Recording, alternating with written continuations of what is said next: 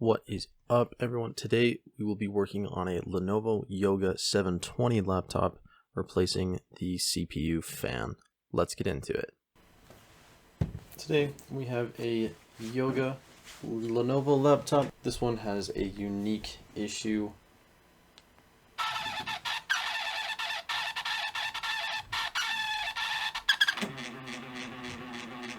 Absolutely awful. Squealing, squeaking, it's horrendous. No one wants to listen to that all day, especially when they're working. So today I will be showing you guys how to fix that. Alright, so this particular issue is because of a faulty fan inside the case. So if you're experiencing this exact same issue, you can follow this step for step, but I'm also going to post this as a simple way to maybe take care of some overheating or just do a little cleaning on these types of laptops. You'll just want a flathead screwdriver, a plastic prying tool, and if you really want to get fancy, a pair of tweezers. The size Phillips screwdriver I'm using is just a 0. You can probably just kind of guess, figure out what's not going to scrape out the screw.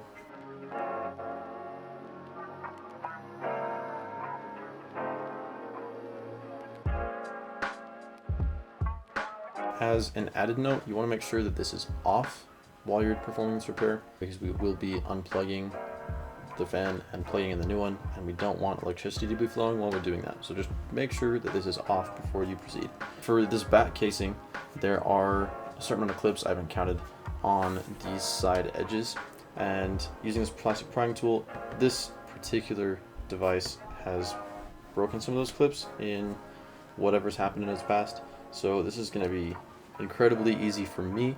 It may not be the easiest for you off the start, but you just want to make sure whatever angle you're using, that you're not trying to use a whole ton of force, but you're trying to get inside the clip and unclip. So over here we've got some clip, got that one.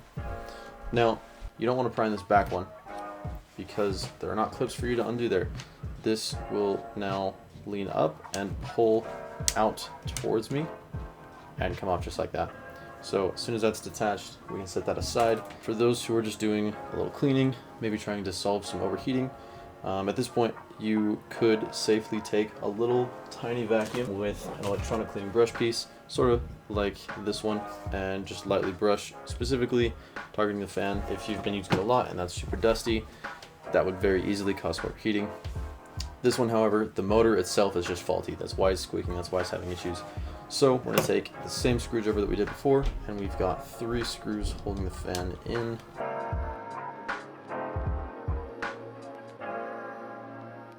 You want to make sure to hold on to these screws if you are ordering the part, the replacement fan that I have listed in the description. It does not come with its own set of screws, so you want to keep those. This is where if you're going to get fancy, you can use pliers. You can also just very carefully use your fingers, but this cord right here that connects to the fan, this is the fan power connector, and we just need to pull that out. Fingers normally are easier to unplug it.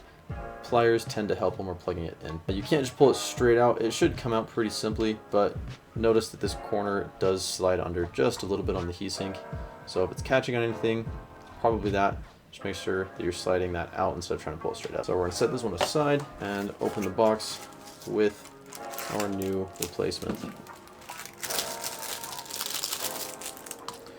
And very simply, remember keeping this in mind, we're going to slide that corner in and get it to set down gently so that the screws align, and we're going to go ahead and throw those original 3 screws back in. These are all the same size, so it does not matter if you mix up these 3 screws.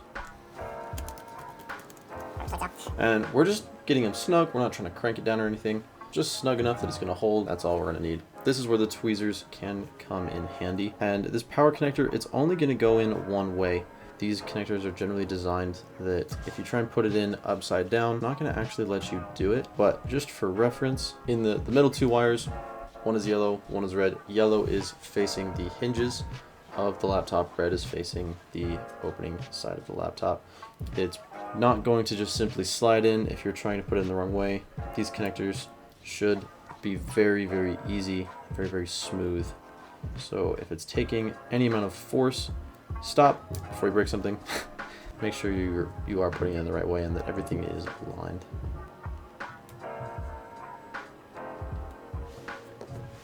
I've got it lined up. with the tweezers, and I'm just using my thumb now to make sure. I feel it's a slight click. You can hear it. The microphone probably didn't pick it up. It's very quiet, but it did click in. We're just gonna make sure that the wires aren't on top of the fan, that they're in kind of their own space here, just above the board, just like so. So we're gonna put the case back on just the way we took it off. We're gonna get this angle. We're gonna kind of slide this front back in, and then we're going to push down on the clips. I think I've only got some clips over here. You may have to, instead of pushing directly down on the laptop, you may have to push a little bit to the side to get those clips to latch, like so. These clips over here snap, so they're not going to snap in. And I'm going to make sure that it is in fact pushed up all the way, and very simply just going to put these 4 screws back in.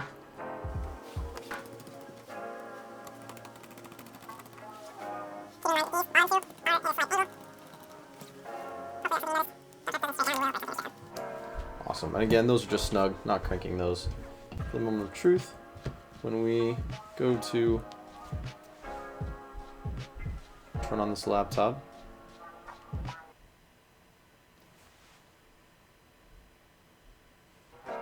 silence. Complete silence.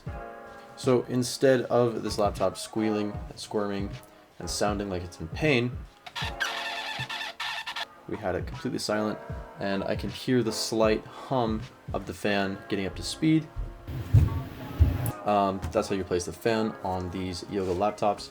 Different models have slightly different versions, slightly different parts. So if you are working with a slightly different model, make sure that you have the model number and you have double checked that you are in fact getting the right fan. That'll be it for today.